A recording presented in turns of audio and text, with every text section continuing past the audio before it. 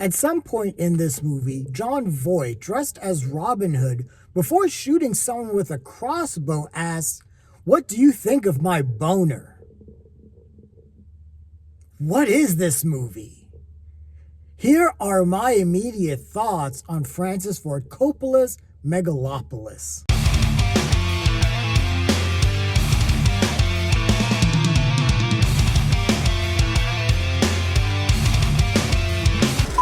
Hey everyone, this is Lenny here. So I just got out of Francis Ford Coppola's Megalopolis. This is the newest fable epic tale from the visionary filmmaker Francis Ford Coppola. I have gone on record saying several times that he is one of my all-time favorite filmmakers. This guy had a perfect record in probably the greatest decade of cinema, the 1970s. Godfather 1, Godfather 2, probably the best crime dramas ever made. For my money, I believe The Godfather is the greatest movie of all time. I know that's cliche, but it is what it is. Godfather 2, arguably the greatest sequel of all time. Yes, I know The Empire Strikes Back and Terminator 2 are there too. Also, Apocalypse Now, probably the greatest war movie ever made. Probably the greatest anti-war movie ever made. I know Doctor Strangelove is in that conversation as well. And he also made The Conversation, which may be the best paranoid movie ever made. So he made those four movies, but then on top of that, he made underrated classics like One from the Heart, Rumblefish, and The Outsiders. And then things started to fall off. His last greatest movie for me that I believe was Bram Stoker's Dracula. That movie was out of this world. I remember seeing that with a bunch of my friends in high school, and we were absolutely blown away. And I believe, for me, that feels like Francis Ford Coppola's last truly great epic masterpiece. But I've been waiting for this movie for a long time because I've heard about this movie for a long time. Francis Ford Coppola has been trying to make this movie literally since the 70s. I think he wanted to make this movie after Apocalypse Now, but that movie drove him crazy. He says that himself. If you've ever watched the great documentary Heart of Darkness that covers the shooting of Apocalypse Now and basically showing Francis Ford Coppola going insane while making that movie. So I'm going to preface this by saying Francis Ford Coppola as a filmmaker is fucking insane. That is your warning. Because Megalopolis, as a finished product of a movie that's 32 minutes, is fucking insane. And when I walked out of this movie, I thought to myself, this movie is gloriously nuts, and yet somehow it tracks for Francis Ford Coppola. If we're talking about the kind of movies that he makes, he is the very definition of an auteur. Francis Ford Coppola took, I think, $120 million of his own money, sold a good stake of his very successful winery, and said, I'm going to make this movie that I've been wanting to make for like 40 years. And I think he tried to make this movie again in the 90s, but he was in a lot of financial debt. He wound up making Jack. Oh God, wow. He made Jack. The same guy who made The Godfather made Jack. Talk about your, wow. But yeah, so he's been wanting to make this movie for a long time. If anyone's followed the making of this movie, there was a troubled production, it seems like. There have been some allegations leveled against Coppola. He has denied those. He has gone so far as to sue Variety, who released the article about the production. So there's a bunch of things going on here, not just, about the movie itself, but behind the scenes, which again, also sort of tracks with Coppola because all of his productions have always seemed like that they have always seemed to teeter on the brink of implosion. that just seems to be his pocket that he works under. I don't know, but out of that, sometimes, you know, you bear witness to genius. So is Megalopolis just the madcap ravings of a lunatic Frankenstein genius, or is this like the battle cries of someone who is just completely lost their minds? And you know, beauty is in the eye of the beholder, and art is subjective. And I'm going to say, you as the viewer are going to take out what you, I guess, give to this movie. Literally, there's a literal fourth wall breaking scene. I saw this in IMAX, and I think there are going to be two versions of this film that's going to be released. I saw the one that I'm pretty sure was released in Cannes, when it was released in Cannes, because there was a very, very strange fourth wall breaking moment that happened that is one of the craziest things that I've seen any movie in history attempt to pull off. I don't think it was very successful, but I credit Coppola for trying, and this is what I will say. This is going to be kind of like my overall viewing or my overall opinion on this movie. I will credit Francis Ford Coppola for trying, because you could tell this was a movie 40 years in the making, because he threw every single idea he could possibly think of at this movie to see if it stuck. This is a movie that covers politics, decadence, greed, sex, time, power, the dynamic between the rich and the poor. I think there's something in there about racial politics, I think. Gold digging. Architecture, art in general, the pursuit of art and what that means. The conversation between artists and those who consume that art. There's so much going on in this movie. So basically, this is a fable.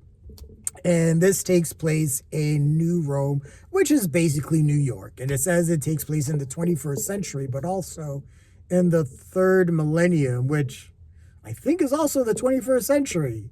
But and it starts out with narration from Laurence Fishburne. And Laurence Fishburne plays sort of the butler, I think, or something, to Cesar Catilina, played by Adam Driver. And Cesar Catilina is the city architect. He has created this substance called megalon that seems to be able to stop time and be able to break the laws of physics. This is not explained, how he's able to, where this substance came from, how he created it, really its limits. That is not explained. And I will warn you, there is a lot of things that are not explained. For example, Shia LaBeouf, for example, in every scene is in a different outfit, and I don't know why. And sometimes people give whole Shakespeare soliloquies. I think there were soliloquies or parallels to Romeo and Juliet, to Julius Caesar, to Hamlet, to Macbeth. Sure, Cesar Catilina, he's this progressive, visionary idealist, and the federal government has pretty much given him carte blanche to destroy parts of New Rome to build up this utopia, Megalopolis, which should be created or founded on this megalon substance. And he is like an idealist and speaks in very visionary terms. And he's in a sort of political tete-a-tete with Giancarlo Esposito's character. He's the mayor, Major Cicero. And Mayor Cicero is very unpopular. He wants to kind of keep things at the status quo. He kind of runs things at Madison Square Garden, which is basically like turned into like a coliseum where the rich and powerful go for entertainment.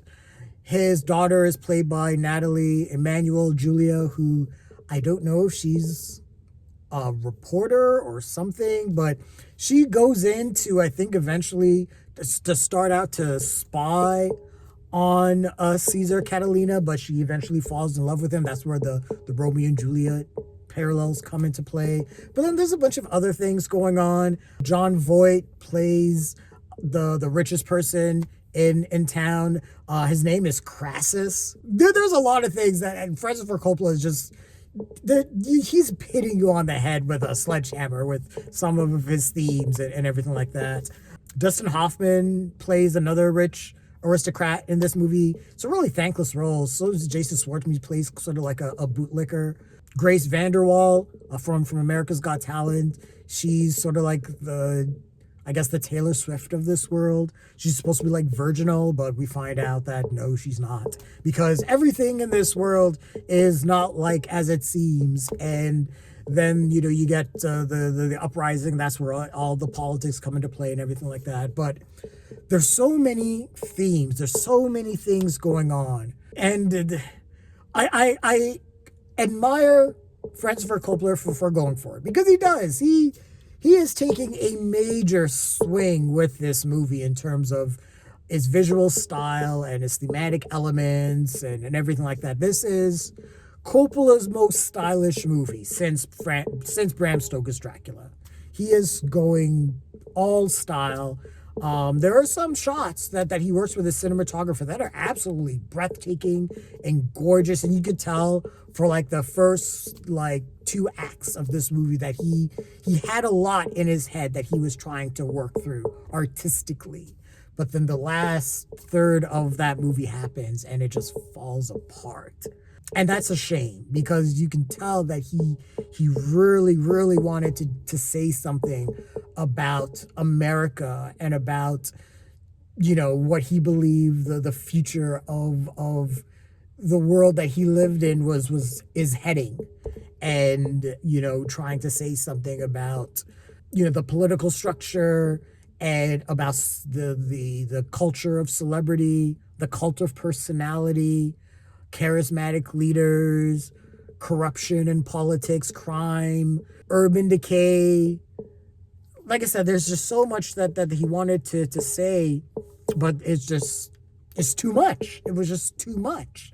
And there just wasn't any real focus or attention on any one theme. So because of that, nothing really stuck. There wasn't a lot of real focus. Also at the same time, there are really only 2 people that seem like they sort of knew the assignment.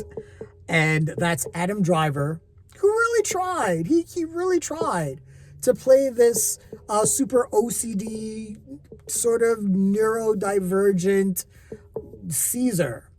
This super idealist figure. And he really tries. But there are some line readings that he just can't pull off. The script for this movie, I have to honestly say, is really bad.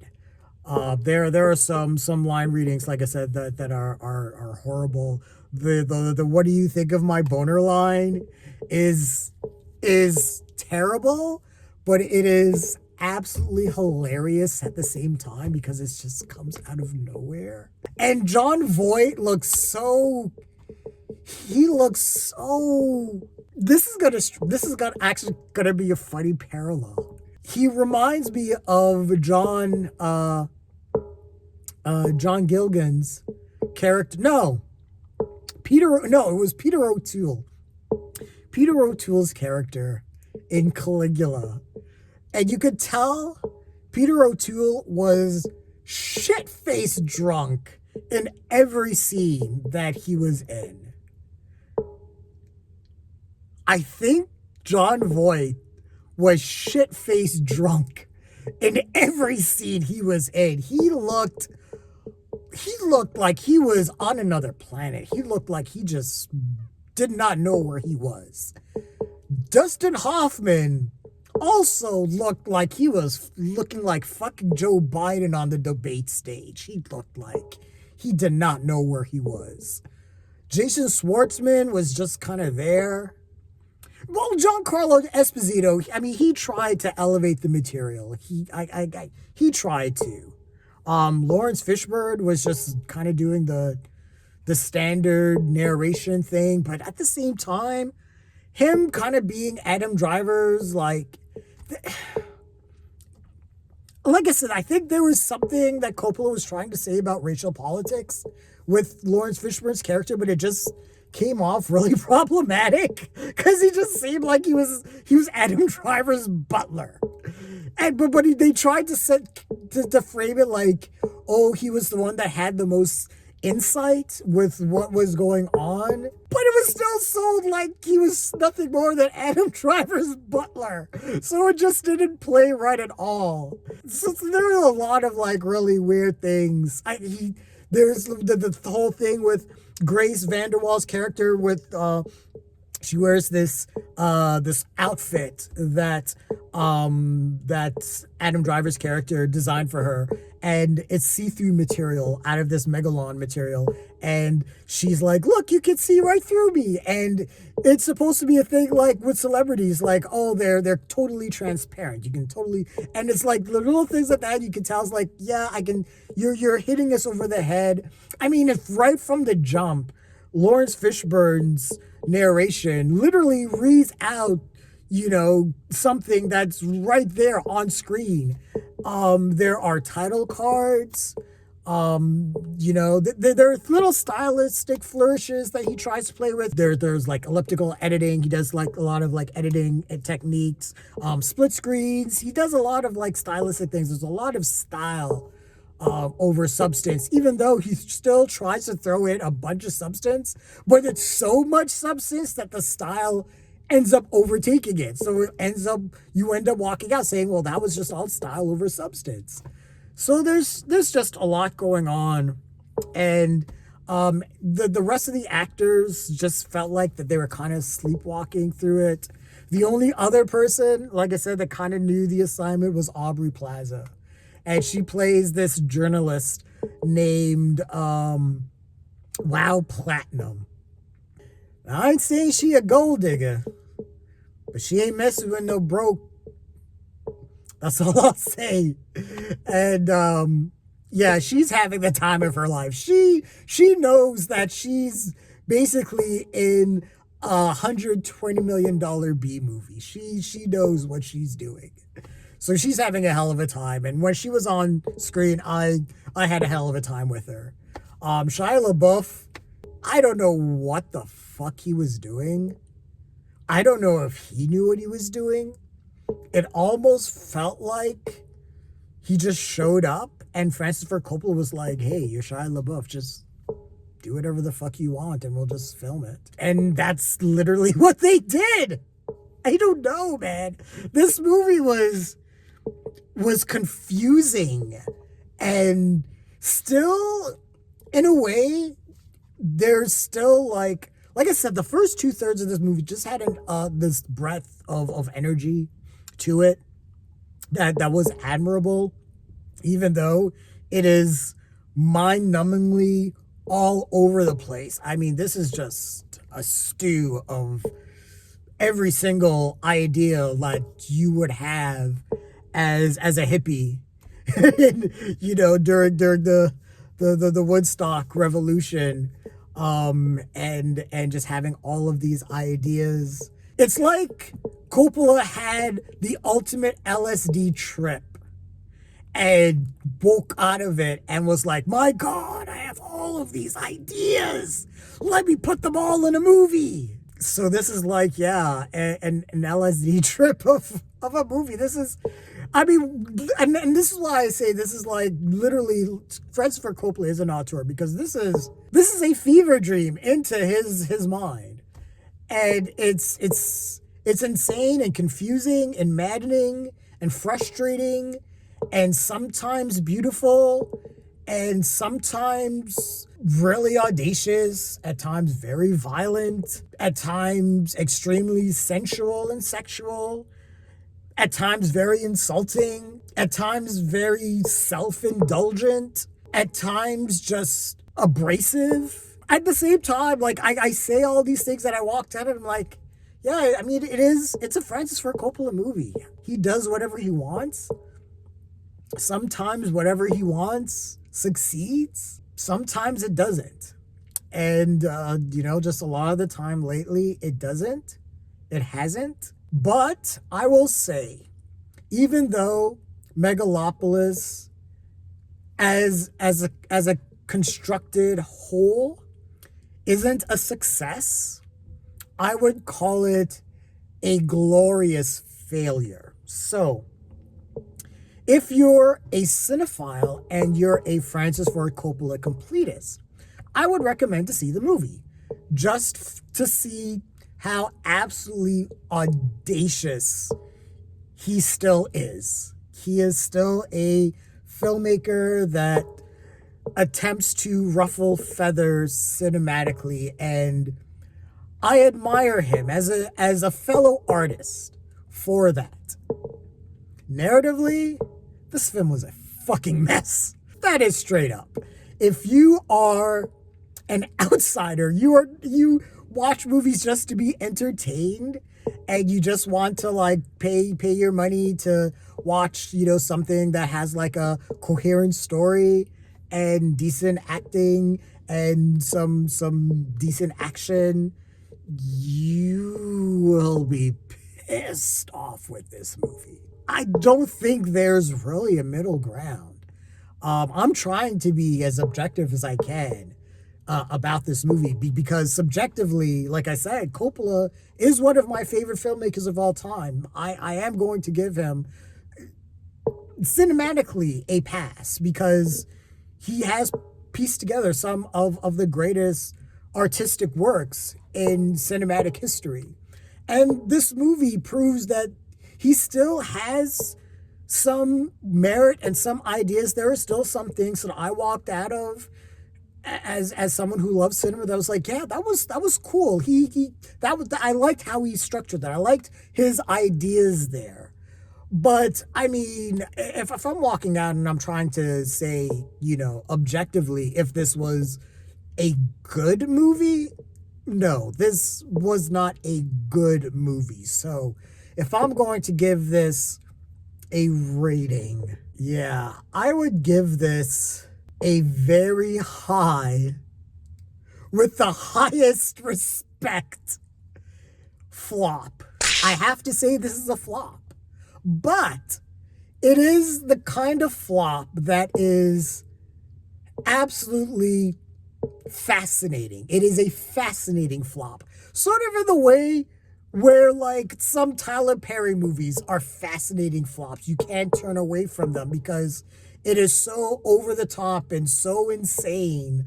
As a film critic, objectively, I have to say this isn't a good movie. But subjectively, as someone who looked at this as an artistic piece, I mean, there's some things to it. But if you're a normal moviegoer, yeah, and I can already tell this movie might end up being the thing that this may be Coppola's swan song, because the project was so expensive. I don't know if this is going to make any money. And then on top of that, we have, all the allegations that are coming out about the production. That just might be it. So who knows? We'll see. But yeah, a beautiful disappointment. But those are my immediate thoughts and feelings on Francis Ford Coppola's Megalopolis. What did you guys think of the movie? Share your thoughts, leave your comments, like the video, subscribe to the channel, and don't forget to hit that bell icon so you can get notifications as well. Thanks a lot, everyone. Take care.